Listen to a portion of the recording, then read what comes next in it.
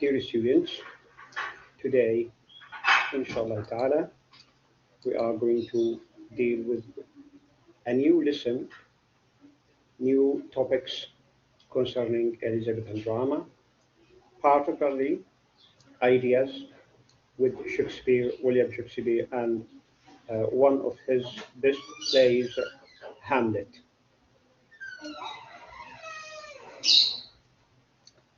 Today, we have some points, as I mentioned, a biography of the dramatist, William Shakespeare. Who is he? What we know about his personality, his sort of life, education, and production. What is important for us is his production in the field of drama, of course. Then we need to go through the play, the example of Elizabethan drama. We need to have it as a model, studying, analyzing, assessing this play from different angles. Okay. And today, one of the points is about Hamlet. Hamlet, the play, about its production, its history. Okay. Also, it is connected with what? With the introduction. What we say it can be estimated as an introduction.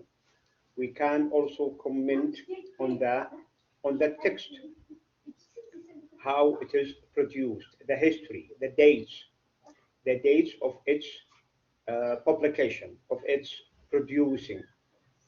Okay. Also, another important point to deal today with the topic of the plot analysis, the plot summary of the play Hamlet by William Shakespeare. Okay, let's start with the biography about Shakespeare. Who is he? Who is William Shakespeare? We can say that, yes, Shakespeare is a successful playwright. Through what? Through achieving finance, great finance in his lifetime. He reached success. But what was the reason? What are the reasons? What were the reasons for this success?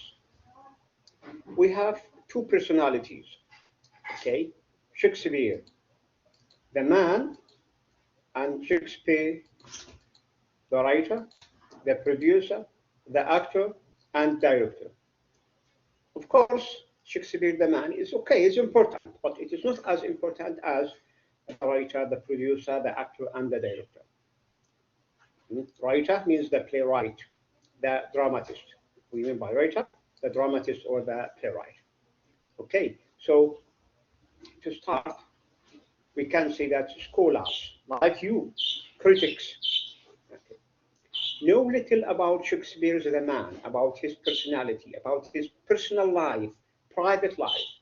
And this is not our importance. What is important to us? Okay, the significance, okay, is what is Shakespeare the writer, the producer, the actor, the director. So he, as part of these what we call professions, achieved success. So he achieved success. Okay, as a business person, businessman, okay, entrepreneur, and that he possessed an acute sense of what makes good theater and good entertainment. The result is good theater in his time and also resulted in good entertainment. Good entertainment was because of what? Because of good theater. And good theater is because of what? Because of Shakespeare. But also what kind of Shakespeare again? Shakespeare, not the man, but the dramatist over the producer or the actor. Okay?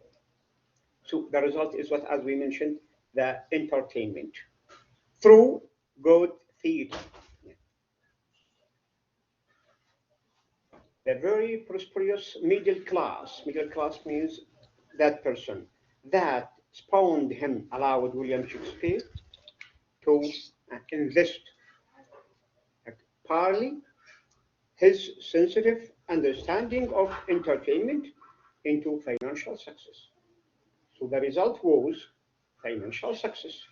The person has ambition, okay, and this ambition or these ambitions, okay, were built on some grounds, some basis. We know them, okay. The writer has Shakespeare, the producer, the actor, and the director. Okay, now let's go to Shakespeare, the man. What we know about the personality of Shakespeare, his life, okay, his education. Quickly, we skim the ideas. Shakespeare's father is a landowner who raised sheep, was a well-respected guild member in Stratford-upon-Avon. Don't forget this place. Stratford is the name of the city or the town in that time. Okay, Avon is a river, so it is called Stratford-on-Avon or Stratford-upon-Avon, connected to what? To the what you call the river Avon, a major Midlands trade centre at the heart of England. What is it? Stratford-upon-Avon, describing this place. He, the father, attained public office before reaching his 20th birthday. So we speak now about Shakespeare, okay? And rose to the position of High Lord Mayor before his son William left for London. Now again, so it is he refers to what refers to the father. Okay. When Shakespeare left to London, 1592, the prestige and respect that the elder Mr. Shakespeare, the father, earned in his lifetime afforded the son, William Shakespeare, and his descendants, his offspring, okay, a coat of arms. A coat of arms means protection, production. In 1596, a veritable promotion from commoner to peer of the realm gentry status. All these connected with the life, of course. Shakespeare was born to entitlement and born in 1564. He was the eldest son of John and Mary Shakespeare. I mean, finishing with what? With his father and mother, dealing with the date of birth. Though no records corroborate or shows, Shakespeare undoubtedly attended Edward VI's grammar school, established in 1543, for the sons of the landed gentry of the community. The curriculum would have versed the young Shakespeare in Latin, Greek, Hebrew, French, and some German. I don't know why not Arabic. So, but anyway, maybe we know the reason. A person, dear students, a person, okay, has knowledge of different cultures, different languages, different traditions, will be what? Will be knowledgeable. He knows Latin, Greek, Hebrew, French, and also German. So what we expect from that? He would have read the classics and being well familiarized with the writings of Aristotle, Plato, Cicero, and others, those ancient philosophers. And he would have been schooled in Italian poetry and art. Latin, the language, okay, for what? For Italian literature in general, especially poetry. Okay, moving to the next point, 1582. William Shakespeare's name appeared on a marriage certificate. Now it is what? History. Now it is confirmation as some ideas about his personality. A certificate at Trinity Church, along with his wife Anna Hathaway. Well, who is she? His wife, a daughter of the landowner in nearby Shuttery, a city, a town, a place like that. The two became parents to Susanna 7 months later. After 7 months, she was born. A birth certificate again, this one in 82 and in 85, naming Shakespeare's father to twins, Toan, Hamlet and Judith. And remember, the first name is Hamlet for what? For his son. Hamlet is his son. And we are going to study a play by him called Hamlet, just changing N into L. So what does that mean? What does it imply? It implies something important. Why he selected, okay, Hamlet instead of Hamlet in his play. So those two, twins or newly born children, provides the last records of life. Okay, he lived before he left for London to join the theatre company. As far as anyone can tell, so it is, so to speak, or as many can opine, Shakespeare left for London in 1585, or this or that. It can be this, it can be that. Why? Because as we said, it is not confirmed 100%. So 85 or 1586. And his name disappeared from all records for several years. The time he was working as an actor, okay, and also as a producer. He is still, in this time, still not famous, not big famous. Going ahead until 1592, a theatre critic, contemporary of Shakespeare's, wrote a scathing review. Here is the point. Here is the idea. Okay, a scathing review, criticism, a sort of criticism. This criticism is what is scorning. Okay, is negative. Okay, of a play. One of the plays that William Shakespeare, okay, wrote. The criticism against this play as a weak and unpromising player, saying that he is a player, a dramatist, a writer, an actor, and he is what? Weak, not successful, unpromising, nothing to be expected from him.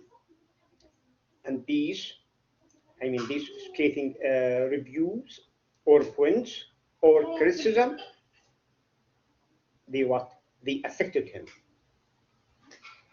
From then on, however, the existing reviews are increasingly positive. This one, as I mentioned, it was negative, but later on, any review, any critical essays, okay, or writing or assessment, okay, they are increasingly positive and increasingly about Shakespeare's writing rather than his acting. Now he is shifting from what? From acting as an actor or performer into a dramatist, into a playwright. Through what? Through writing. Going ahead through years until 1595, Shakespeare had attained enough of a stronghold in the London theatre world. Okay, by the passage of time, he had power, he had stock, share, part of the world of theatre. Where? In London. To become a shareholder, a member of a company, for example. In the Lord Chamberlain's Men, a company, a literary company, a popular London acting company. This is the name of the Lord Chamberlain's Men, which will be changed into the King's Men, as we will notice or will see later on. So here can be a question about his shifting into popularity, okay, into being famous. Again, moving ahead after 1 year in 1596. In this year, okay, his father achieved her age. Shakespeare's only son, Hamlet, died. So unfortunate year for him. He is going up, up, up, well with success. Okay, he is what? He is faced with death of his only child, of his only son, especially son, Hamlet.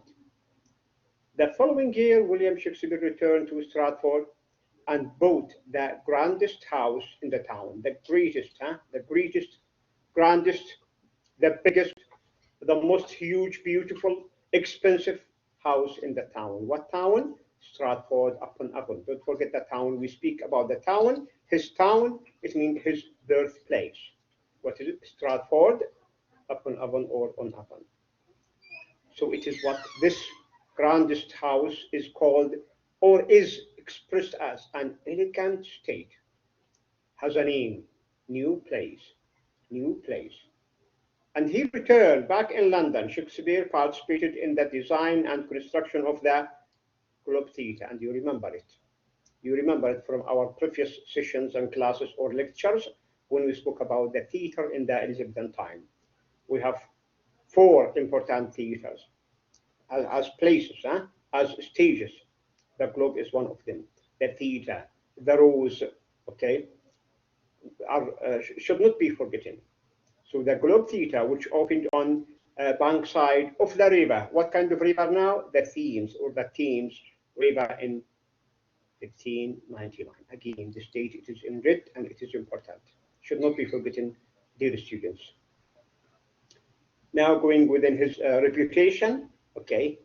Moving ahead, skimming, focusing, talking about what? About his, not personal life, but we can say that literary life. Shakespeare's reputation and success grow each year, yes. After his father died in 1601, and he inherited the house now known as the Shakespeare's birthplace in his town.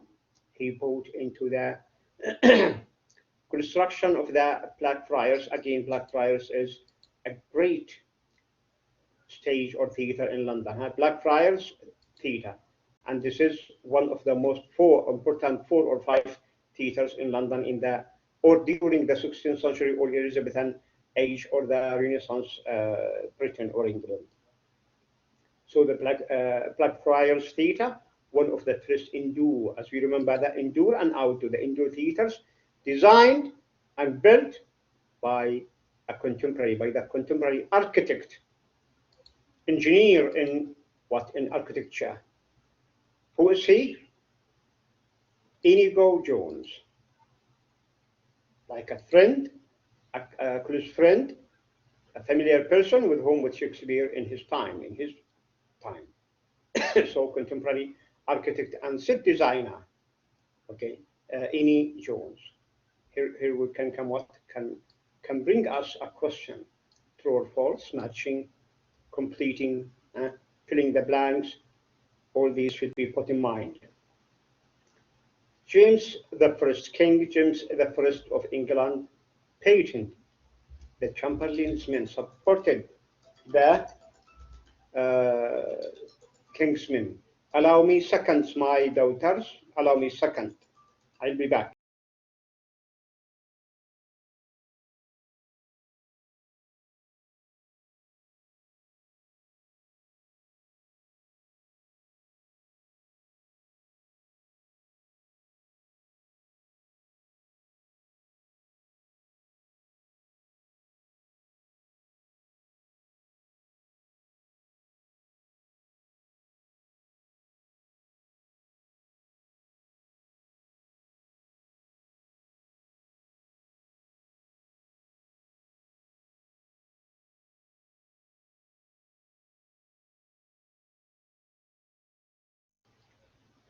معلش يا بنات كان هناك اتصال عاجل وضروري ردينا عليه دقيقة ف let's complete that. Sorry for this interruption.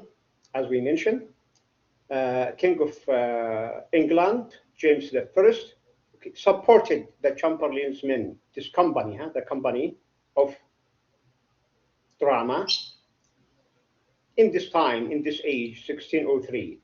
And because of the support, because of the patent sponsorship of the king, the company name changed. The company's name changed and became the King's Men.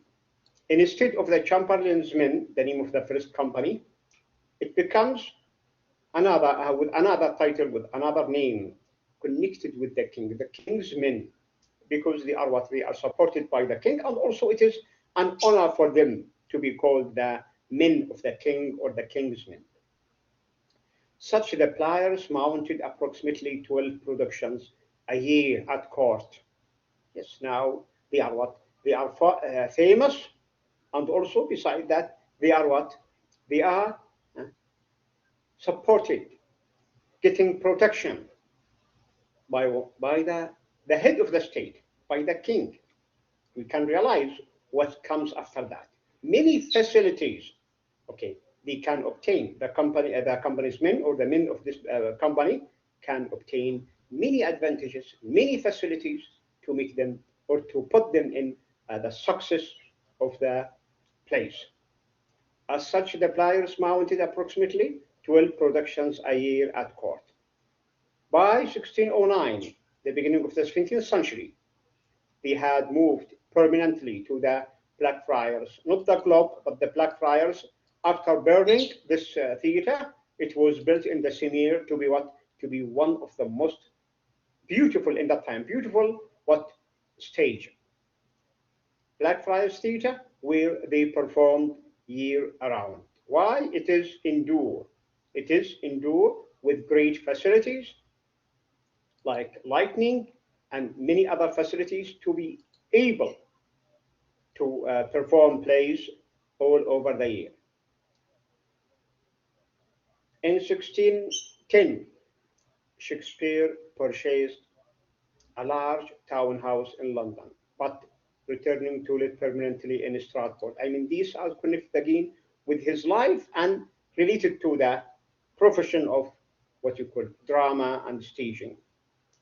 After his death in 1616, Shakespeare was buried in Holy Trinity Church, Stratford-upon-Avon. Again, he was born in Stratford-upon-Avon and died in the same place, in Stratford-upon-Avon. His daughters, Judith, okay, the one born with or after Hamlet.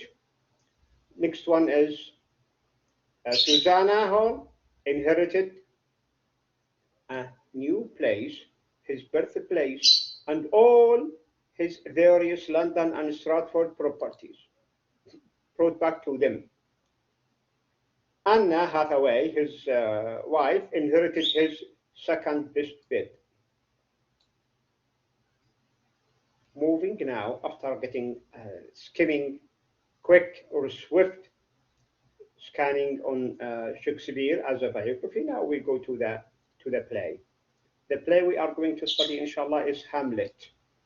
And today we need, in fact, we need to get lights on what some historical points, literary points of the making, of the production of this play. Okay, and also it is connected with the playwright. When we speak about Hamlet, the play, we connect it with what? With the writer, with the dramatist, with the playwright. Who is he? William Shakespeare. So we can start. Hamlet follows the young Prince Hamlet home to Denmark.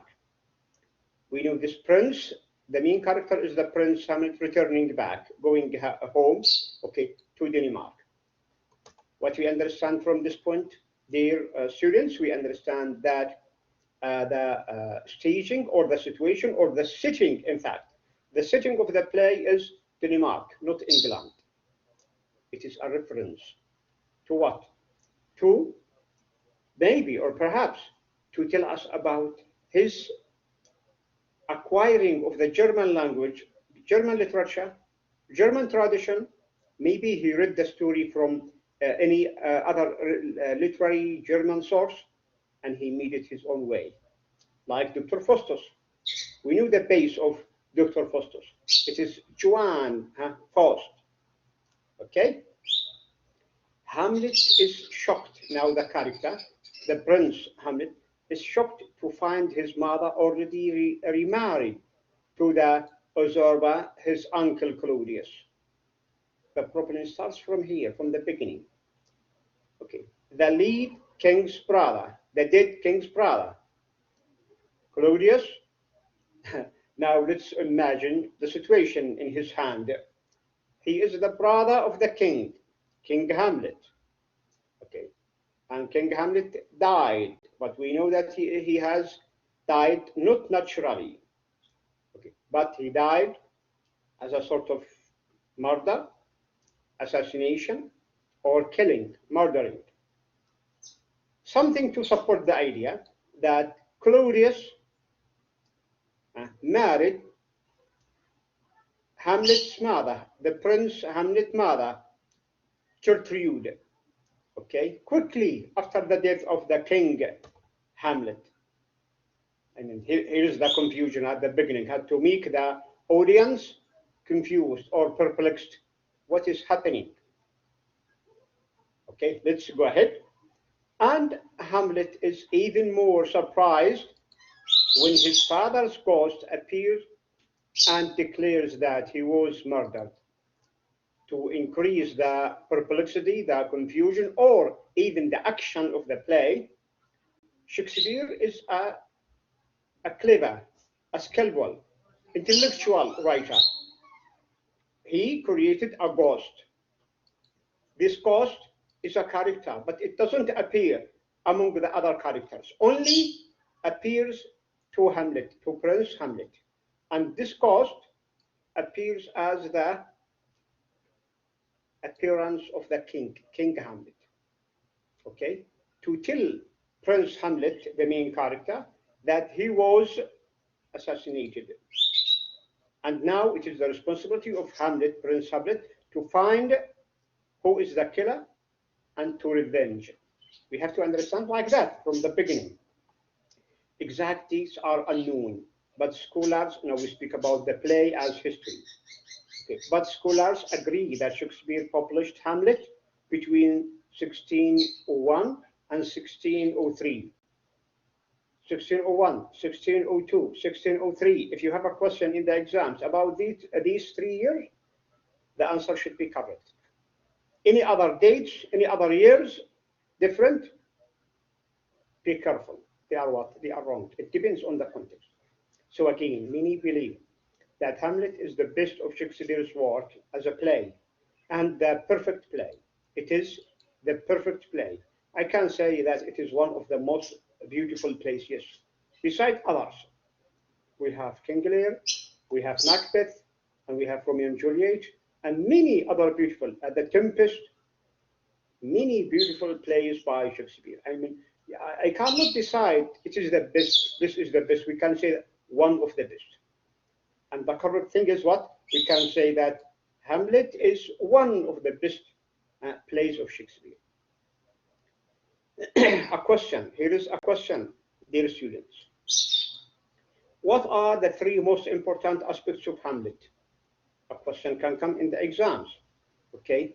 The most famous of the 5 soliloquies delivered by Hamlet over the course of the play, during the play, begins to be or not to be, that's the question. To be or not to be, that's the question. And this is one of the most famous idioms or proverbs created by Shakespeare. The writer is what? Is Shakespeare. Okay? To be or not to be, that's the question. إما أو، تلك هي المسألة، هذا هو السؤال، هذه هي الواقعة. Here, in this point, Hamlet is considering suicide, according to his father, according to what he knows about his father. He finally decides against doing so. However, reasoning that as difficult as life can sometimes be, it is preferable to death, which might be an even worse. Next point, Hamlet's central characters. Okay. When we speak about the 3 important points, is the characters. What are the most important characters in the play? There are many characters. but we speak about the central characters, the most important, the crucial characters. Who are they? Hamlet himself, Claudius, the usurper, his uncle, Gertrude, the mother, the queen, Ophelia, the beloved of Hamlet, and the daughter of Polonius, the father of Polonia and Lurch. Okay. Also, we have two foreigners, Rosencrantz and Guildenstern. These are the classmates or friends of the school of Hamlet and Horatio. Horatio, the real loyal or honest friend to Hamlet.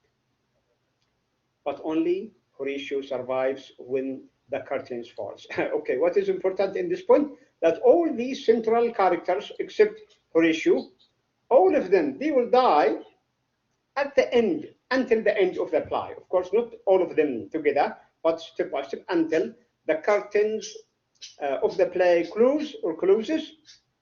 All of them, they are what? They are dying or died, except Horatio, the survivor the one survived. Another central character is Hamlet's father, King Hamlet, the ghost. The ghost, don't forget that. He has been dead since before the play. He has no real role in the play, but as a ghost to appear only, as I mentioned, to Hamlet himself. The third point talks about tragic flow, a tragic flow.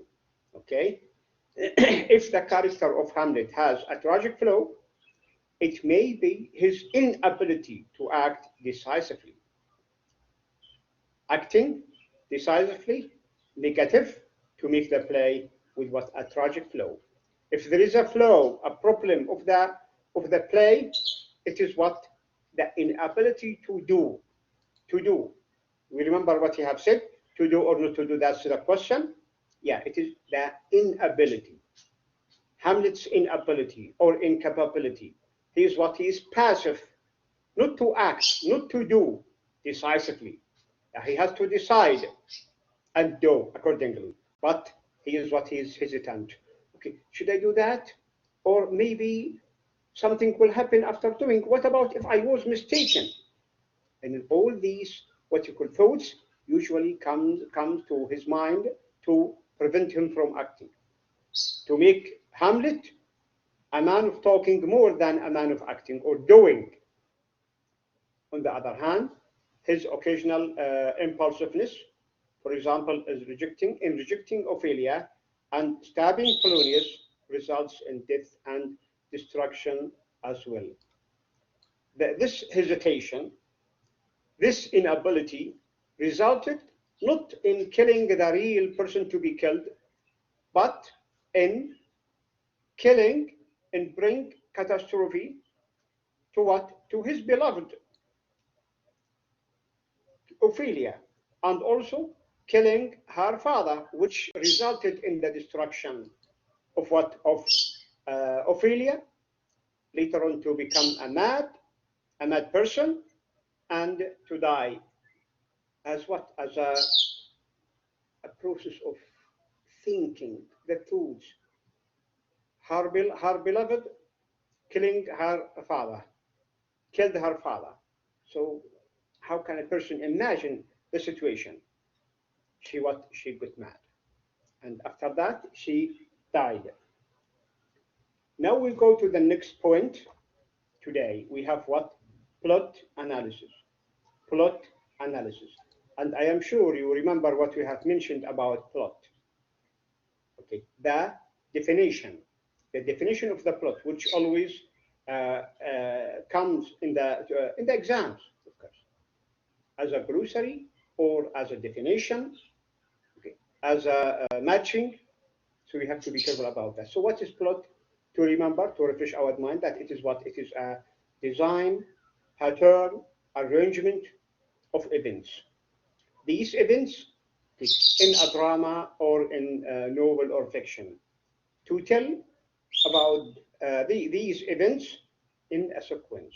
Sequence means that it has a beginning, it has middle, and end. You remember what we have mentioned about the plot of Dr. Faustus, what happened in Act 1, Act 2, Act 3 until the 5th? The matter is similar, but I prefer today not to bring you with acts, no, to go directly with the story. This story from the beginning going through the middle until the end. What can we say? What can we achieve? What can we realize or conceive in the plot analysis? Notice, most of the ideas we are going to say are repeated, but also there are many important things to help you understanding critically. Assessment, okay, as a sort of appreciation or criticism in a good way. Let's start. Prince Hamlet is depressed. And here we stop. Within this title, you can write an article. You can write an essay. How a prince is depressed. What is the meaning of depression? Okay, sorrow, sadness, so. For what? For a prince. Sorry. Who can be depressed? A poor, a person with problems, a person with. But for a prince, if we speak generally, for any prince, we can imagine that this prince is what is happy. He should be what should be happy. He has all what he needs, what she needs, general people. But how can be depressed? Starting from this point. Having been summoned to be called to Denmark from school in Germany, okay, to attend his father's funeral.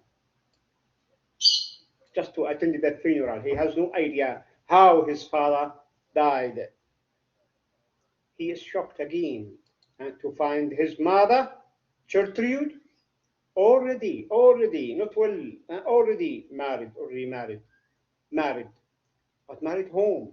The next point is marrying home, marrying his uncle. And the fourth point is uncle. What kind of uncle now? The uncle became what became the king. Okay, look to this, what we call confusion. The queen has wed Hamlet's uncle Claudius, the dead king's brother, the brother of the king, of the killed, in fact, of the killed king's Hamlet. To our prince Hamlet, the marriage is foul incest. So it is foul, a mistake, wrongdoing, and foul. Yes, you can. Yes, Shema, you can. Foul incest. And here we can write many things about that. Generally, no, it is not. Legally, no, it is not. But for the case of Hamlet, it can be yes. It is a crime. This marriage resulted from a crime. How can we say after understanding, after realizing? Worst still, not all what we have mentioned is the worst, but the worst thing is what is coming. Claudius has had himself crowned king, despite, you are very welcome, despite, instead of the fact that Hamlet was his father's heir to the throne. As we know, generally, after the death of the king, his son to become what? To become the king, to the throne. But what happened is a sort of what? A sort of foul play. It is here. Hamlet suspects a foul play. It is لعبة. And this play is not true. It's not honest. It's not fact. It is suspicious. When his father's ghost, as we mentioned, the appearance of the father of King Hamlet is like a ghost, visits the castle, Hamlet's suspicions are confirmed. The ghost complains now, showing what hints of the problem that Hamlet is facing now, right now, that he is unable to rest in peace because he was murdered. The ghost appears as the king, and he prophesies to Hamlet, the prince, that he is what? He is not happy in his tomb because he is what? He is murdered. What should be? What action should be? Revenge. So Claudius sees the ghost. Claudius is the killer. Poured poison in the king's Hamlet's ear while the old king napped. When he was sleeping, his brother came by the help of the mother of Gertrude, or passively. We didn't know in fact, but just what we call opines or perspectives. Okay. When he was sleeping, put the poison in his ear. I mean, we cannot accept it. If it is in the mouth, yes, we can accept it directly, but to be put through the air, something difficult to be realized. Okay, to the air. Unable to confess and find salvation, King Hamlet is now consigned for a time to suspend or to spend his days in purgatory and walk the earth by night. Only has the ability to walk through night. In the daytime, he cannot, because in fact he is killed. Do you remember what we have mentioned about Dr. Faustus? About the living of the 16th century? The people of the 16th century and also before in the medieval, people believed in the availability of what? Of ghosts, of devils. And it is natural to them to believe in that, even if they are not. But inside the people, the belief is true that King Hamlet, has died, is killed. Now he is killed. He died, and he appears as a ghost, as a spirit or ghost. Spirit is good, ghost is bad. Okay. Now, how can Hamlet, the prince, our character, our main character, decide and what to do according to that? Let's stop here and we return the topic, return the subject, return the idea to whom? To the writer, to the dramatist, to the intellectuality of William Shakespeare, who made it in such a way to be as beautiful as it is now. Going back to the King Hamlet, the killed one, he entreats Hamlet. Okay. He requests Hamlet to avenge or revenge his death, but to spare Gertrude, to let heaven decide her fate. We have again religious aspect or morality, moral aspects, moral faith in this direction. What is it? Can Hamlet kill his mother? Difficult. Even if he knows that his mother killed his father, it is difficult for him to kill her. And now the salvation came from whom? Came from King Hamlet to tell him just revenge the doer, and forget the mother. Leave it, not forget it, leave it. And let heaven, let God to decide upon her. Here is what we understand. It is morality. And again, we can say that again, it is what? It is the connection of the beauty of the writer, O.C. William Shakespeare. So Hamlet vows to affect madness. So vows here, it can say that he decides madness, puts an antique disposition on to wear a mask that will enable him to observe the interactions in the castle, but finds himself more confused than ever. He tried to make a trick, this trick to help him discovering the killer, but he could not. Again, could not because the connection, the setting, the action should continue until what? Until the end, to make the play a tragedy. A tragedy should not end in the middle. It should come to the end that the audience should what? Should share, should participate, should interact. Okay? In his persistent confusion, he questions now Hamlet. He questions the ghost's trustworthiness. He wants to make sure that this ghost speaks trustworthy things. And also he has suspicions because now he's confused, more confused, okay, that the person is rational, not irrational, rational. He has to think before decide, but not to continue thinking. No, he has to decide later. After thinking, finding a solution, then action should follow. But for him, nothing of that happened. What if the ghost is not a true spirit? This is one of the ideas always comes to the mind of Hamlet. But rather an agent of the devil, because they believe in the devil. Okay, he say, okay, what about all, if these things are not true, should I be a criminal to kill my uncle? Okay, again, another way of asking, what if killing Claudius results in Hamlet's having to relieve his memories from all eternity? Again, another philosophical question. And in these questions prevented Hamlet from action, from doing, and made him a person, a character, a personality, okay, of what? Of speaking, of talking only, not of acting or doing. Hamlet agonizes over what he perceives as his cowardice because he cannot stop himself from thinking, yes, my mother to do that, my uncle to do that, why did he do that? What is that benefit? My mother is a queen, and now my uncle is a brother of the king. He will be my uncle. He will be close from me. Why did he do that? All these, what you call thoughts, always comes to the mind of Hamlet. Words of immobilization comes to Hamlet.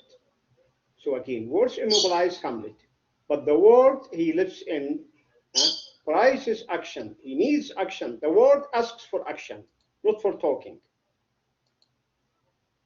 In order to test the ghost's sincerity, Hamlet enlists the help of a troupe of players who perform a play called The Murder of Gonzago.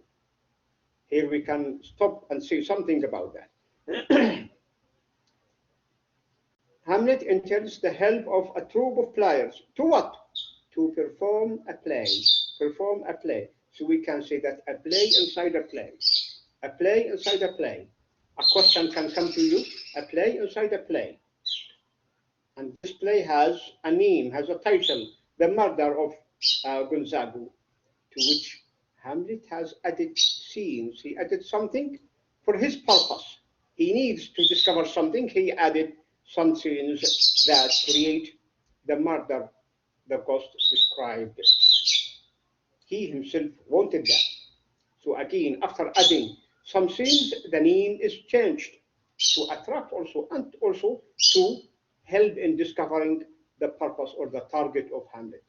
So Hamlet calls the revised play the mousetrap, and it is a mousetrap. He made it like a mousetrap, like a plot, and the ploy proves a success, and it succeeded. This play succeeded to near him, to make him near from what he needs to know, yes.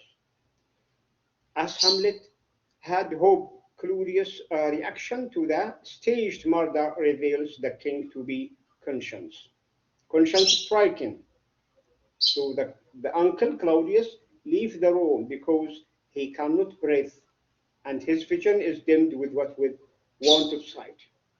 Here is again a result, one of the results that Hamlet wanted to discover, and it came true. It came true to him, realizing his uncle Claudius, the usurper, is what is thinking of what he is doing, what he has done with his brother.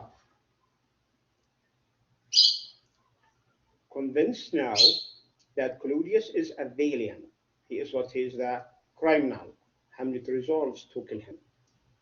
But the problem is with but. The problem in this play is with but. I will do this.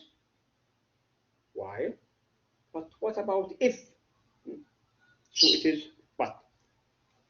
But as Hamlet observes, conscience that make cowards of us all. A comic relief to find in this point. I will do, but before doing, what about if this doing is wrong? And here is what we call a characteristic of Hamlet. In his continued reluctance to dispatch Claudius, Hamlet actually causes 6 ancillary deaths. Here is a question. Here is a question you have to realize. 6 ancillary deaths. 6 people, died before the death of Claudius. And now he knows that his uncle, the usurper, Crown, is the killer. But he, before, acting, as we said, conscience doth make cowards of us all. And instead of going directly to kill the criminal, he instead, within his ploy or plot, killed 6 other innocents. How can you explain them if I asked you? Comment on that. Actually 6 ancillary deaths by Hamlet instead of killing Claudius. What can you say? The first death, from here we start. The first death belongs to Polonius. Polonius is the father of Ophelia, the beloved of Hamlet, and also is a member of the court, a close, what we call like a minister, to Claudius,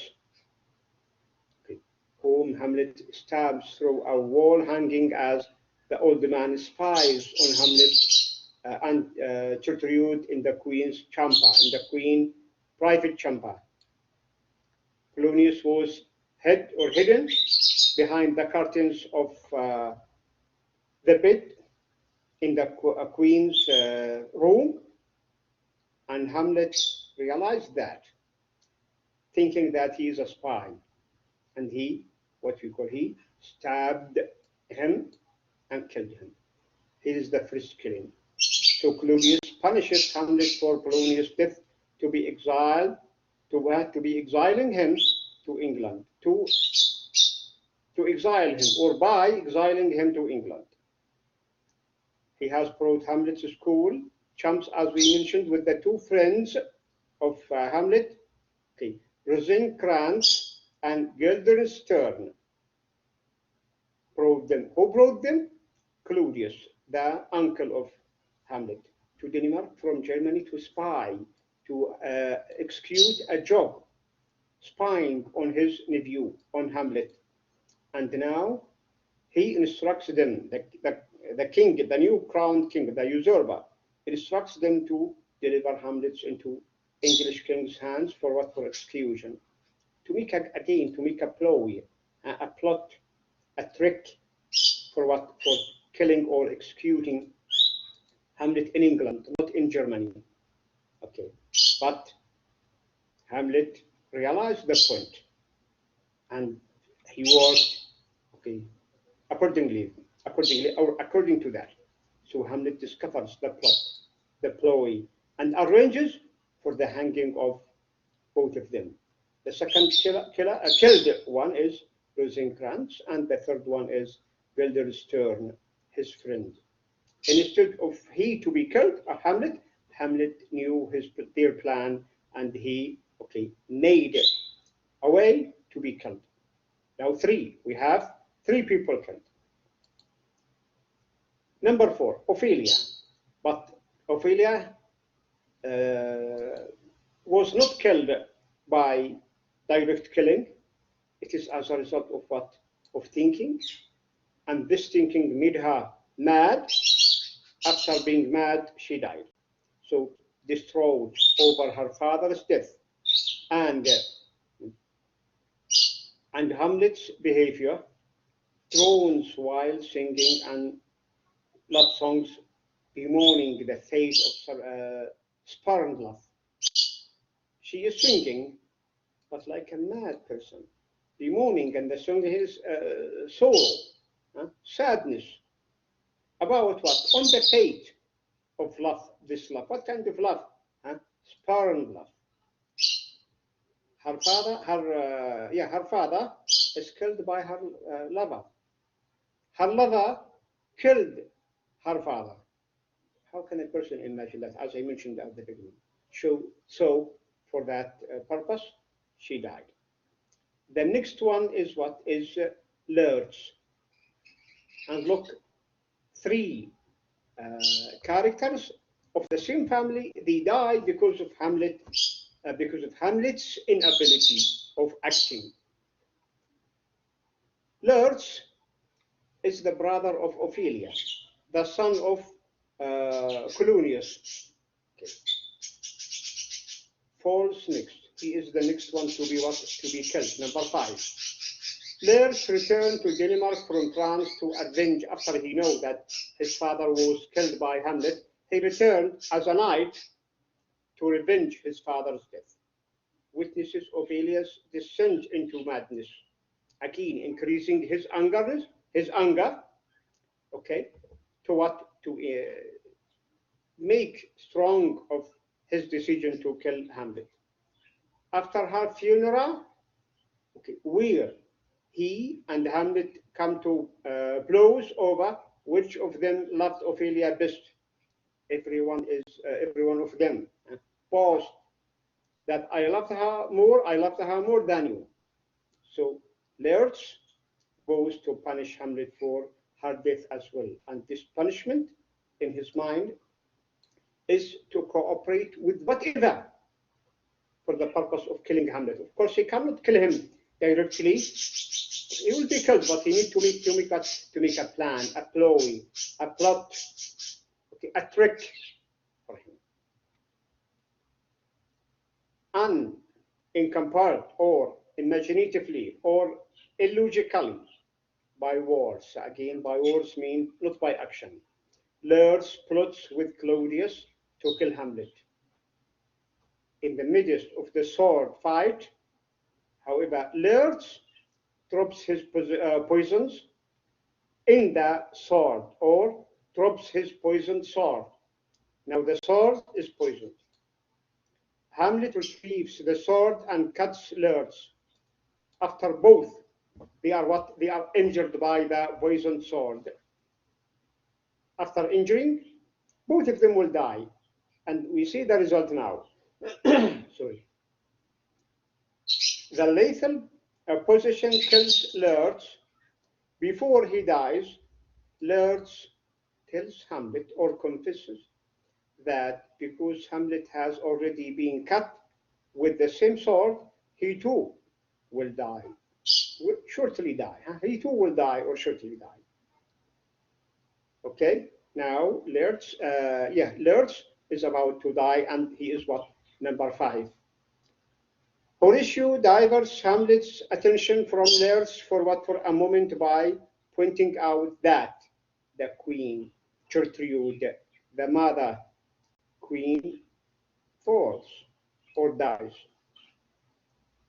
How she dies? Here we have the answer. Gertrude, believing that Hamlet's hitting her Lurch means her son is winning, and winning the fencing match, she drank a toast to her son from the poisoned cup Claudius had intended for Hamlet. The queen dies, number 6. Okay, so again, it is the trick of Claudius, who made the victorious cup for Hamlet, thinking that he will win the combat or the competition within Lurch. But after Lurch is what is injuring him with the poisoned sword, after the mother noticed that Hamlet, okay, cut part of the skin of Lurch, she said that, okay,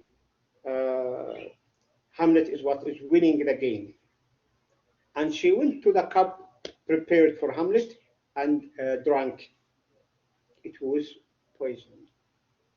The cup, okay, is full with poison, and she died.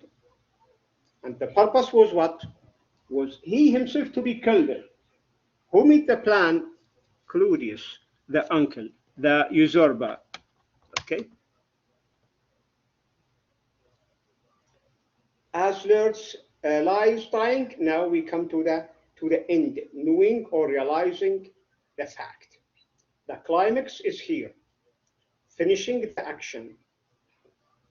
No one deny that Claudius is the criminal who killed King Hamlet. So Lurch confesses to Hamlet his part in the plot and explains that Torturius' death lies on Claudius' head because of what? Because of Claudius, he made the plan to kill Hamlet, but instead of killing Hamlet, the mother killed. Hamlet is okay, he's about to die because he was stabbed by the poisoned sword or dagger. Finally, in urge, Hamlet stabs Claudius with the poisoned sword and then pours not only with the cup of poisoned, what you call drink, or the sword, both, with both. Okay, with the poisoned swords, and then pours the last of the poisoned drink down the king's throat by force.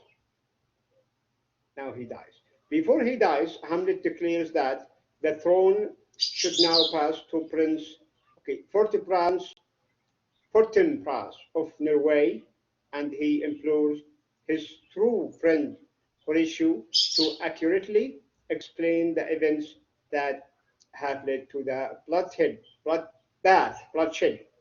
at Elsinore. Elsinore is the place, is the city, is the town of the events. With his last breath, he releases himself from the prison of his words. The rest is silence. Quickly, who can answer this one? What is silence? What is the meaning of silence here? It is philosophical matter. We can explain for long, but I need quickly one of you to say, what do you mean by silence? The rest is silence. The rest is silence. What is silence? I am listening to you. Who can answer? Who can answer? Nobody. Okay. I am still waiting.